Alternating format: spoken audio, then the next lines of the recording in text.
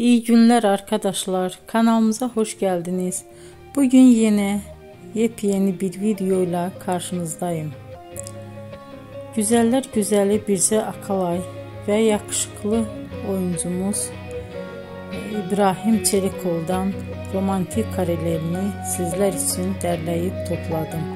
Onlar Siyah Beyaz Aşk dizisinde birlikte rol almış ve herkesin beğenisini kazanmıştılar.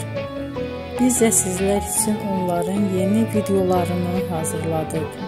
Bu videoların gelmesini istiyorsanız emeğinize saygı olarak kanalımıza abone olup sona kadar izlemeyi ve yorum yazmayı unutmayın. Herkese teşekkür ederim.